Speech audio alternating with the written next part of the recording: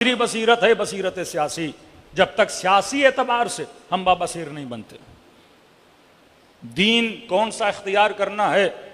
کئی لوگ ہیں جو مکتب اہل بیت میں الحمدللہ رب العالمین شامل ہو رہے ہیں، کیونکہ جیسے جیسے بصیرت معاشرے میں بڑھے گی، امیر المومنین کا علم، امیر المومنین کی شجاعت، امام حسین کی حقانیت کا پتہ چلے گا، لوگ دوڑتے ہوئے آئیں گے، اس مکتب میں داخل ہوتے جائیں گے. بصیرت دینی. لیکن بندہ دیندار بنا، با اخلاق بنا، متقی بنا، لیکن اگر سیاسی اعتبار سے بابصیر نہ ہو. آج پاکستان میں بصیرت سیاسی زیرو پر ہے، وہ شیعہ کی ہو سنی کی ہو. کہ سیاستدان تب تک مولوی کا احترام کرتے ہیں جب تک وہ سیاست میں نہیں ہوتا. بچوں کے نام ان کے طاہر القادری نے رکھے، لیکن جب سیاست میں آیا تو گالم گلو شروع ہو گئے. منافع سیاسی یہ صرف مکتب اہل بیت میں ہے کہ اہل بیت کے مکتب میں ان کی عوام نے سیاست کا ٹھیکیدار مولویوں کو بنایا. ورنہ اہل سنت میں آپ وسیع تر نگاہ میں دیکھیں کہ کبھی بھی انہوں نے اپنے مولویوں کو سیاست میں سپورٹ نہیں کیا. کم از کم پاکستان کی تاریخ میں اگر کوئی مولوی کامیاب رہا سیاست میں وہ صرف فضل الرحمان ہے.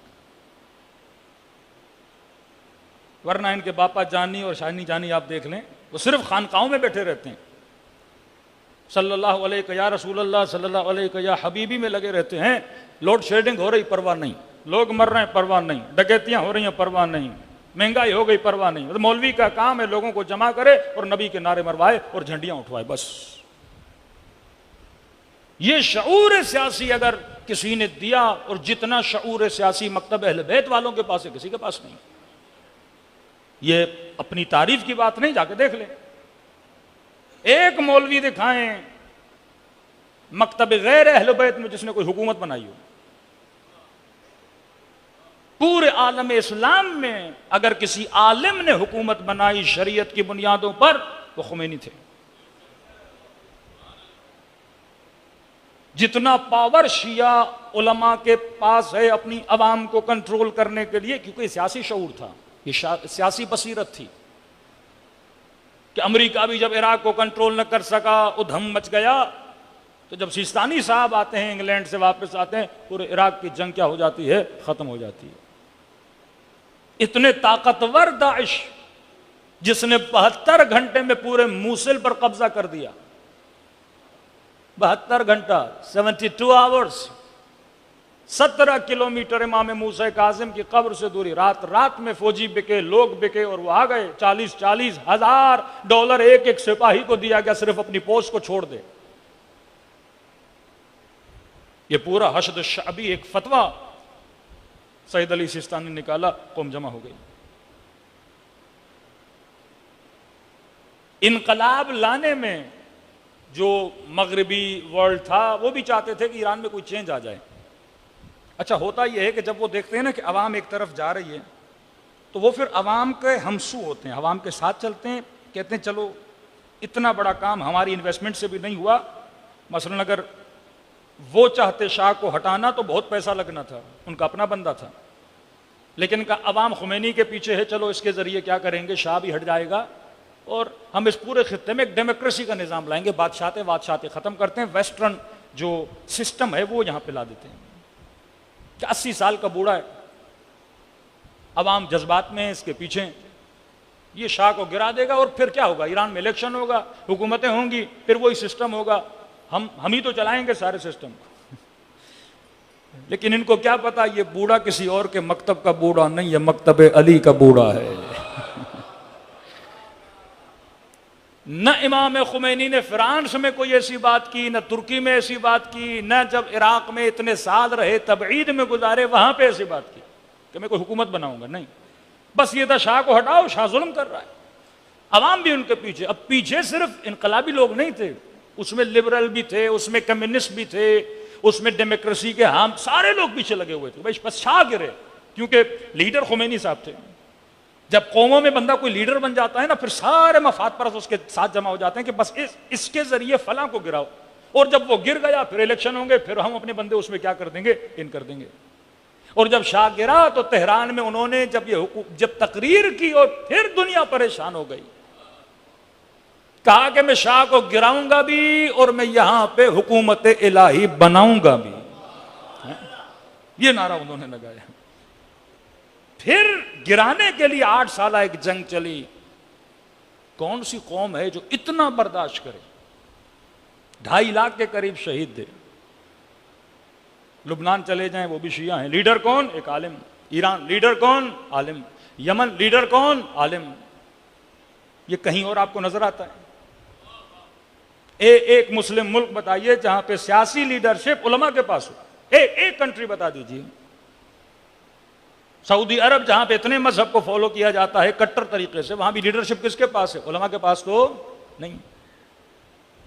وہاں پہ باقاعدہ فیصلہ ہوا ہے کہ حکومتی معاملات میں ہم دخالت نہیں کریں گے، دینی معاملات میں آپ دخالت نہیں کرو گے، آپ کا جو من آئے کرو، ہمارا جو من ہوگا ہم کریں گے۔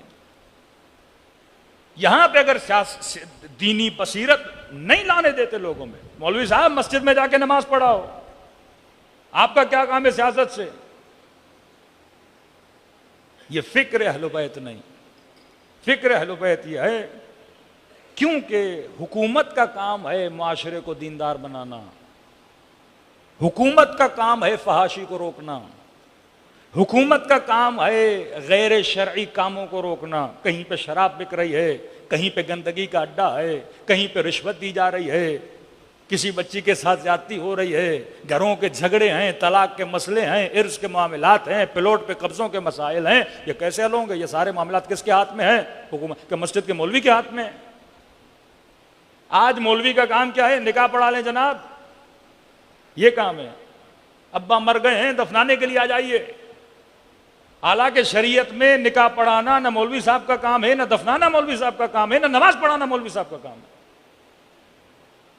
کوئی بھی بندہ جس کی قرأت صحیح ہے، گنہگار نہیں ہے، وہ نماز پڑھا سکتا ہے۔ نکاح کے لیے تو تاکید خاتون خود اپنا نکاح پڑھے، یہ تو ہم نے ایک رسم نکال دی ہے کہ عربی نہیں آتی لہذا مولوی صاحب آ جائیے، ایک ہم نے کام بنا دیا مولویوں کے لیے۔ منتھلی فیس نہیں ملنی، اب لہذا نکاح کے بہانے مولوی صاحب کو کچھ دے دیا، مردے کے بہانے مولوی صاحب کو کچھ دے دیا۔ ایک ہم نے خاص شعبہ بنایا مولویوں کا۔ حالانکہ مستحب ہے کہ نکاح عورت خود، جناب خدیجۃ الکبریٰ نے اپنا نکاح خود پڑھا تھا۔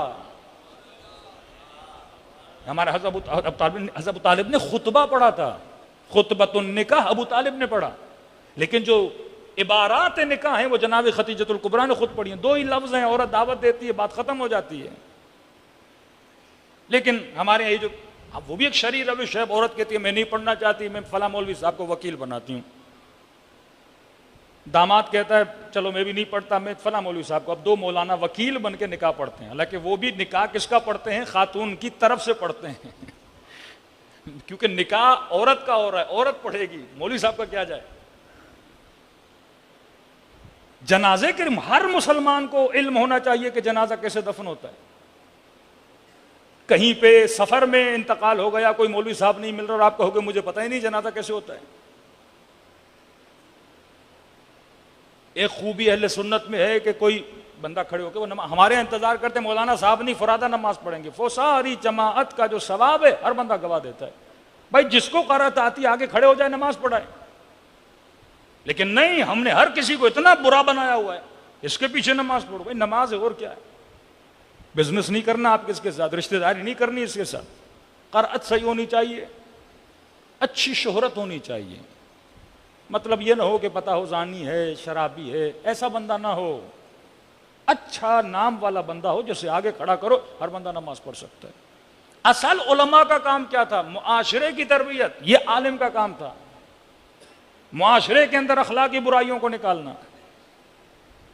وہ ذمہ داری جو مراجع نے بتائی، وہ ذمہ داری جو نظام اسلامی نے بتائی، لیکن اس کے اگینسٹ ایک معاشرہ تھا جو بے بصیرت معاشرہ تھا۔ انہوں نے کہا نہیں، ہم مسجدیں سنبھالیں گے، حکومت یزید چلائے گا، ہم کو لوگوں کو قرأت قرآن سکھائیں گے، لیکن حکومتی معاملات، زکوٰۃ کو جمع کرنا، یہ جائیں حکمران جانے، اس کا سارا پیسہ حکمرانوں کے پاس۔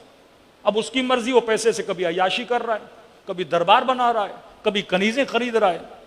وہ بیت المال کی لوٹ مار ہوئی معاشرے میں اتنا فساد ہوا کہ پھر معاشرے میں خلیفہ کشی شروع ہو گئی، لوگوں نے خلیفوں کو مارنا شروع کر دیا۔ امام حسین اسی فساد کے خلاف نکلے، تبھی اہل بیت نے معاشروں کی ذمہ داری یا خود لی یا اپنے پڑھے لکھے اصحاب کو دی، یا کسی کو نائب عام کہا یا کسی کو نائب خاص کہا۔